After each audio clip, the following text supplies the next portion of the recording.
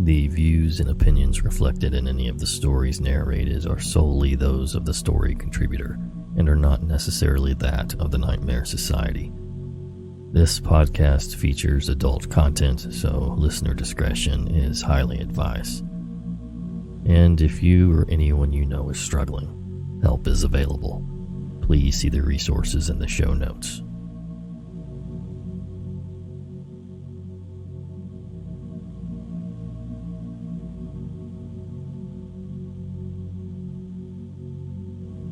Hello again, Nightmare Society, and welcome to another episode of True Horror Stories. So get comfy and prepare yourself for another episode of The Nightmare Society.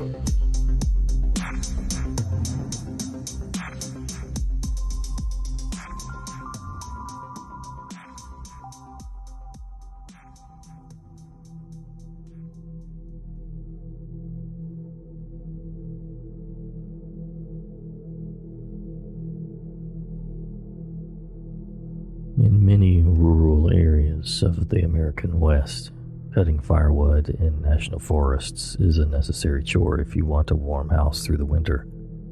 Our home in mountainous central Idaho was no exception. It was normal for my dad to pick me up and my brothers up after school and head into the mountains for an afternoon of firewood gathering. My dad would fell the dead trees, then cut them into chunks. My brothers and I had the task of rolling the wood to the truck and loading it. We would continue this assembly line process until we had a truckload of wood, usually before nightfall. Hot, sweaty, and exhausted, we would pile into the truck cab and make our way down the mountain. At home the next day, we would unload and split the wood and stack it into neat little rows. This process was repeated until we had a winter's worth of fuel for our house, our grandma's cabin, and any extra for elderly neighbors. This particular afternoon, we decided to try a different logging road on the other side of the valley. This was well outside our familiar logging area. No real reason for the change, but my dad said he wanted a change of scenery. This logging road hadn't been maintained in some time. Large rocks and fallen branches littered the path. My brothers and I had to walk out in front, pushing rocks and wood out of the way as my dad lurched the truck up the switchbacks. Yard by yard, we slowly made our way up the mountain. That hike was physically brutal. As we ascended the mountain and got farther into the trees, this odd feeling started to set in. I wasn't sure if it was the exhaustion from the hike or something more. There was electricity in the air, like the whole mountain was buzzing at a wavelength just below my senses. In some odd way, it felt like the mountain knew we were there, and it wasn't welcomed to that fact. I wanted to say something to my brothers, but before I opened my mouth, my younger brother said, "Does anyone else feel like we're not welcome here?" My older brother and I stopped in our tracks and looked back at him. Both of us nodded in agreement. This moment was broken by my dad honking and motioning for us to continue clearing the path. Reluctantly, we pushed forward to a small clearing in the woods where we finally stopped the truck. My dad, oblivious to our apprehension, or simply choosing to ignore it, grabbed his saw and went to work. As the wood was felled and loaded, I couldn't shake this ominous feeling enveloping me like a dark shroud. I noticed my brothers were taking occasional glances over their shoulders as we worked. Everyone but my dad seemed on edge. The sun nestled into the trees and twilight began to set in. As the light drained from the sky, my anxiety only intensified. It wasn't until my dad unexpectedly told us to load up that a wave of relief flooded over me. I could see the tension in my brothers melt away as well. The truck wasn't fully loaded, an oddity. Getting a half load was a waste according to my dad. We would sometimes work into the dark just to make sure the truck was full. But tonight he seemed eager to head home. With everything loaded, we started down the road. Although dead tired, everyone seemed to be in a much lighter mood. We were chatting and cracking jokes while trying to blow off steam from the afternoon. We were almost out of the tree line and into the valley desert. Going down the switchbacks, you want to be careful, especially with a load, even if it was half that. A brown blur jumped up from the downslope side of the switchback. "Crap," was the only word that came out of my dad's mouth as he slammed on the brakes. Loaded with wood and traveling downhill, there was no way to avoid smashing into the blur. The truck finally ground to a standstill. The four of us peered through the windshield, nobody saying a word. Illuminated in the yellow glow of our headlights was a crumpled body of a deer. Grumbling and cursing the deer's existence, my dad exited the truck to investigate. Doing as they were told, my brothers stayed put in the truck. I didn't listen, following close behind my dad. The truck was fine. We hadn't been traveling fast when we smacked the deer, just some hair and blood on the grill guard. Hitting a deer really wasn't that unusual. The mountains were full of them. What was unusual was that the deer dropped so quickly. At faster speeds, deer could still be upright and sprinting away. That last burst of an adrenaline dump. This one fell over like a rag doll. Before even approaching the carcass, a deep, foul smell hit us. Deer smell bad when they're alive, but this was on a whole other level. It was the smell of decaying and rot. My stomach began to turn as we got closer. My nostrils were burning. Coming up on the deer, it was clearly dead. Really, really dead. The stench was so overwhelming my eyes were watering. The body was a true horror scene. The deer's eyes were gone, replaced with sunken hollow holes. As if to overcompensate for their absence, the tongue was swollen and black as coal.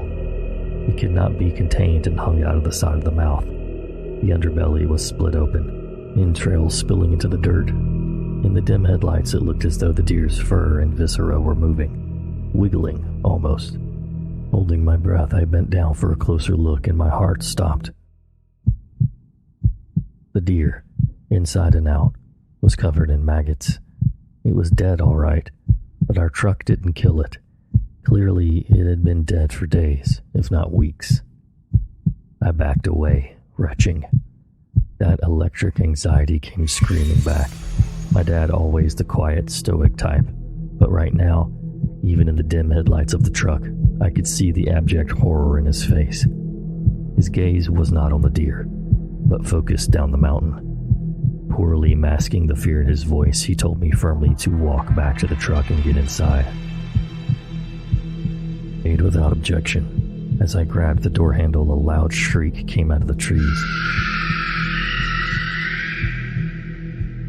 Branches were shattering and breaking. Something was heading up the slope towards us. I slammed my door closed just as my dad reached the truck. Before his door was shut, he pressed the accelerator. The truck launched forward, sending us over the deer carcass and racing down the hill. With my brothers and I yelling, it was hard to tell if the shrieking was following us. Our truck popped out of the tree line and into the desert sagebrush. Once out of the woods, everything quieted down. We were left with only the rumble of the engine and wind through the half-opened windows. Pulling into our property, the truck came to a stop. We sat in silence. No one moved to leave the truck. Everyone started talking at once. We all had questions. What was the screaming? How does a dead deer jump uphill in front of a truck? There was no way the truck killed it. Dad just shook his head and motioned for us to quiet down. That deer was dead when we hit it. It didn't jump out in front of us. It was thrown at us. We all just stared at him. He explained that all day up on the mountain he had felt uneasy. Not wanting to worry us, he kept it to himself. He described it like walking into a stranger's living room while they were upstairs asleep. That feeling never left him, and as twilight came, he happened to catch a shadow in the corner of his eye. Not far into the woods, he saw figures moving from tree to tree. He couldn't focus on them long enough for a good look before they dodged behind other trees. His stomach dropped. Working hard to keep his composure, he hurried us back to the truck to leave. It was after hitting the deer and discovering it was long dead that my dad pieced together what was happening. Something threw that deer to get us to stop. Before the shrieking began, he could hear something moving in the darkness beyond the road. It was a trap. Running back to the truck could have started an ambush or triggered a prey drive, so we walked back calmly to the truck. The second we were inside, he drove that truck downhill with no intention of stopping for anyone or anything. That feeling of electricity didn't disappear until we hit the county highway. My brothers and I never saw anything as we drove away. but those screams from the forest will never leave my mind. We did not gather firewood the rest of the season. For the first time in his life, my dad just bought what we needed, and although we started to gather wood again the next season, we've never been back up that particular mountain. The Forest Service has permanently closed and reclaimed that road. The only way back up into those woods is a long hike, one I'm not interested in ever taking again. Whatever was on that mountain, whatever threw that deer carcass, whatever chased us out of the woods, it did not want us there. It wanted us gone. Or worse, it wanted us dead.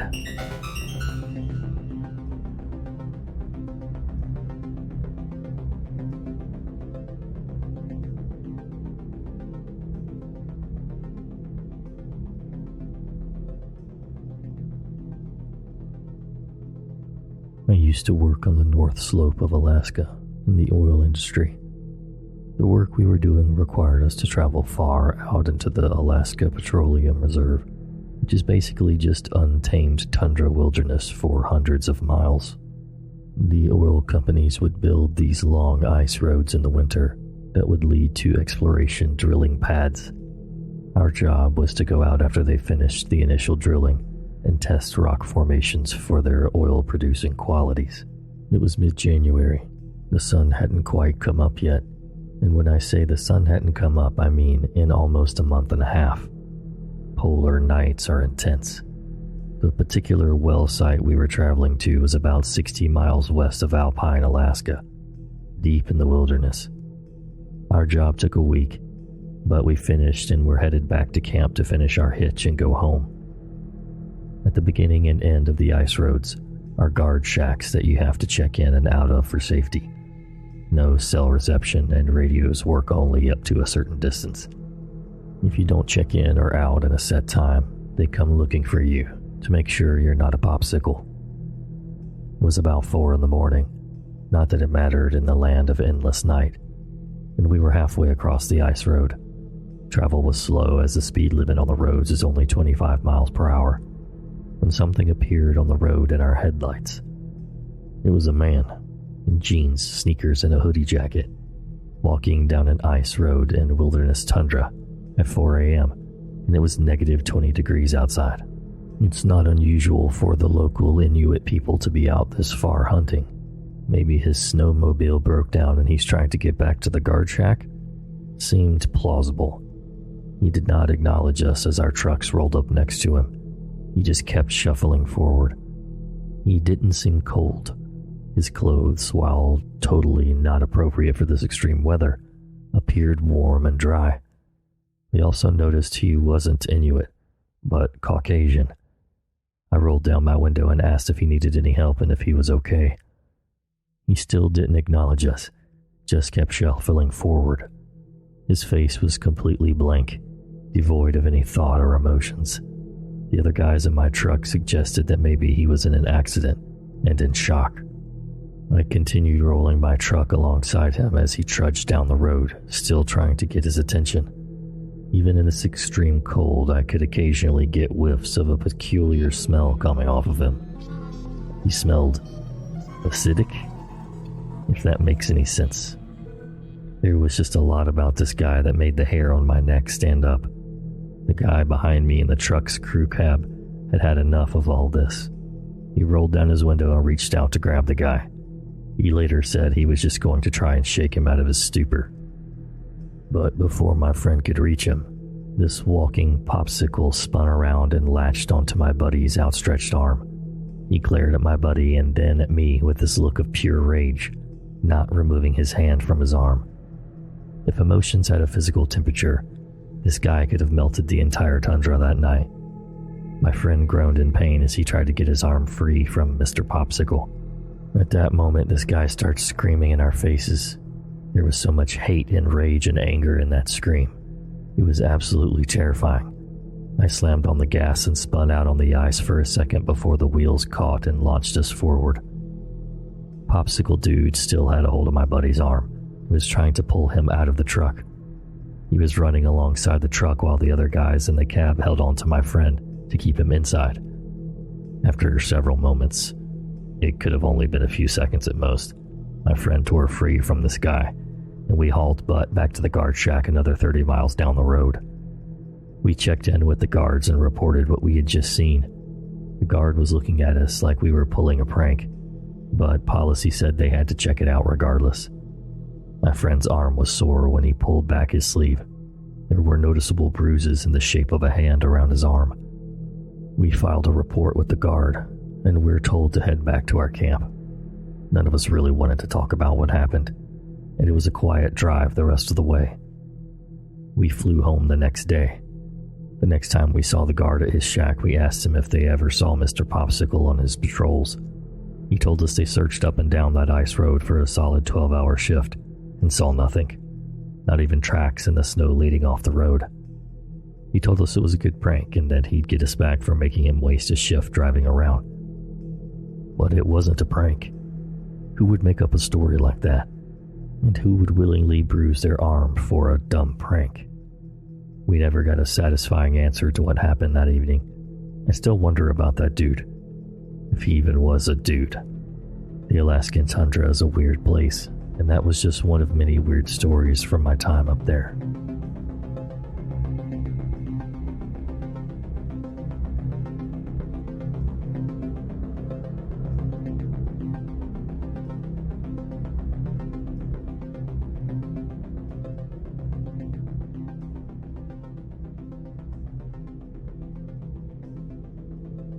My grandpa was born in the last years of the 19th century and spent his entire life in rural Idaho as a farmer and rancher.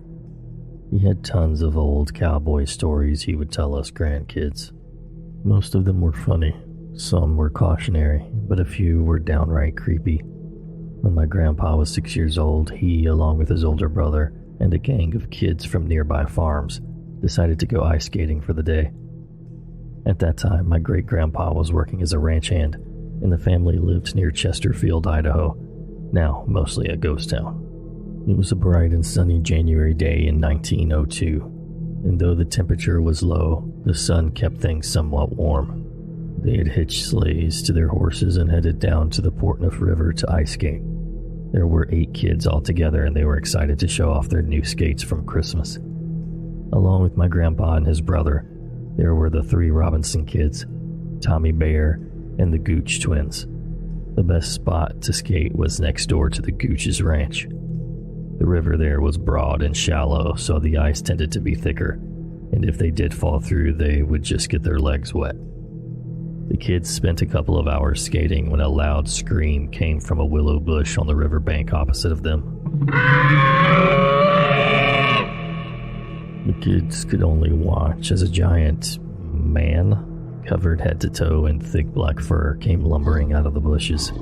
It was carrying a large tree branch and was screaming in rage at the kids. They fled towards the sleighs, trying to scramble up the riverbank in their skates. My grandpa, being the youngest, was at the back of the rush. He couldn't get a good foothold because of the skates and fell back towards the ice. The giant was now crossing the river towards them, screaming and swinging his branch. My grandpa was sure this creature was going to eat him. As my grandpa tells it, Lady Luck smiled down on him that day by the river, because as the giant was midway across the river, the ice gave way. It only submerged it to its shins, but it was slowed down considerably as it tried to get back on top of the ice. This gave my grandpa's brother enough time to jump down and cut the laces off my grandpa's skates. They left the skates and dashed up the riverbank and jumped onto a sleigh. As they looked back, the giant man was cresting the riverbank. To their relief, it didn't chase the sleighs. It just stood there hollering at the kids and swinging his tree branch. The kids were able to make it back to the Gooch Ranch, where they told their encounter to John Gooch, the twins' grandfather. Word spread quickly in the tiny farming community, and soon a posse was formed to hunt down the beast. Where the kids had been skating, they found footprints almost 2 feet in length. My grandpa's skates were found near the tracks. They had been both bent in half like horseshoes. The tracks headed west to the nearby mountains. The posse followed them as far as they could, but deep snow prevented their travel any further. The creature was never sighted in that area again. This story captivated a small community, and soon word traveled across the country of the, quote, Idaho wild man. Check the show notes for a link to an actual newspaper article about this event.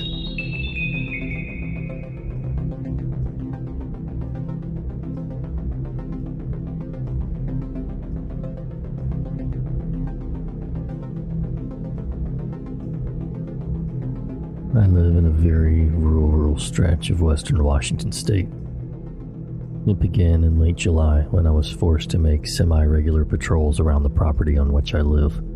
It's heavily wooded, very hilly, and wet with creek and swamp at the bottom. I had been made aware of local drug addicts attempting incursions upon the property.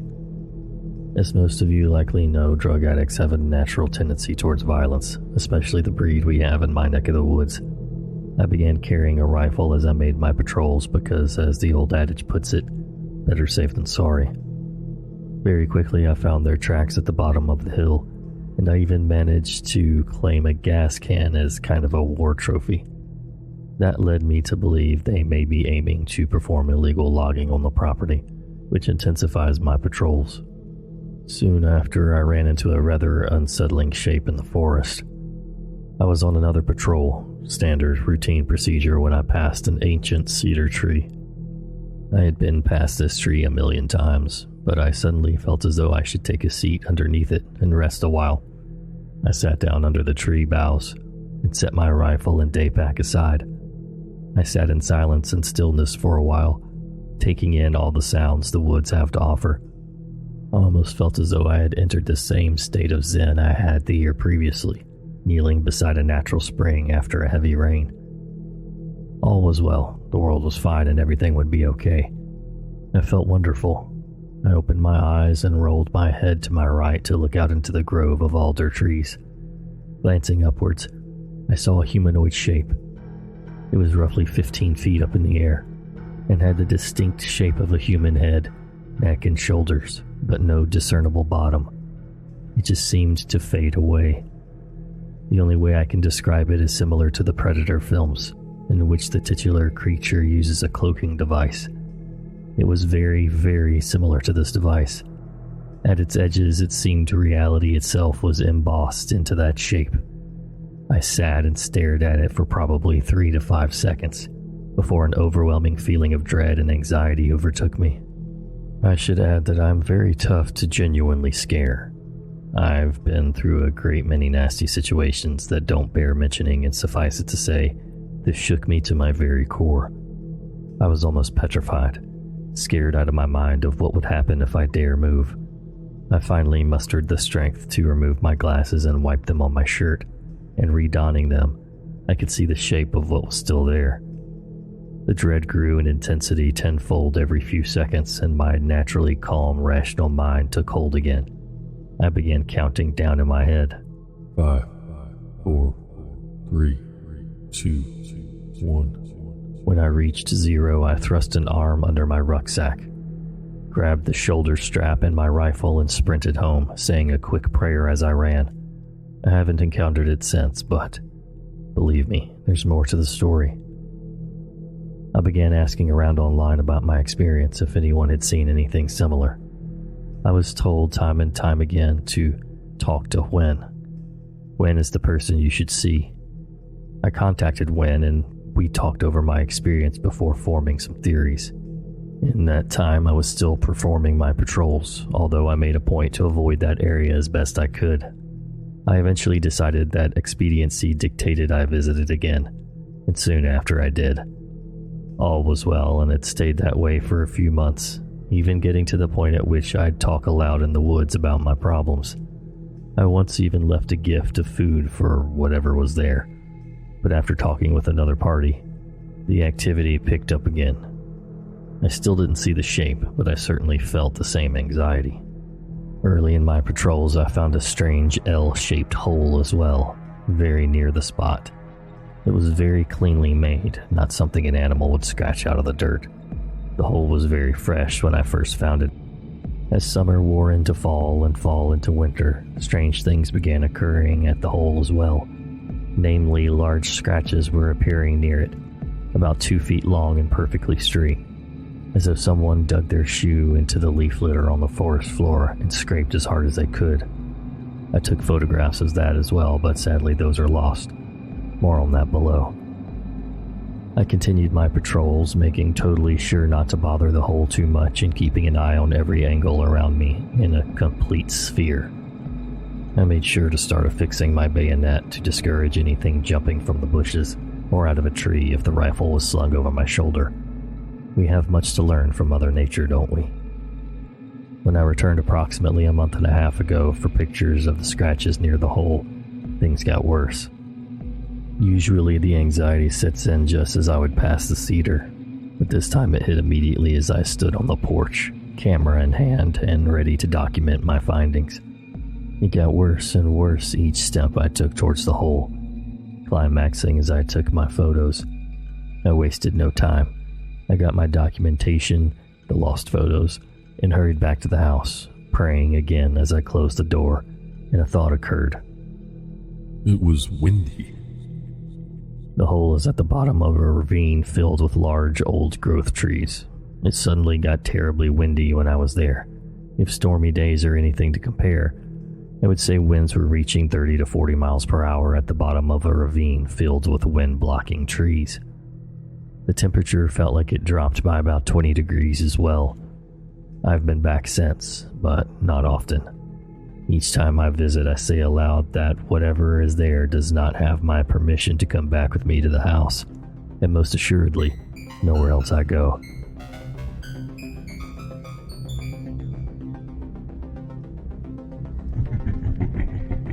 Thank you so much for listening, and until next time.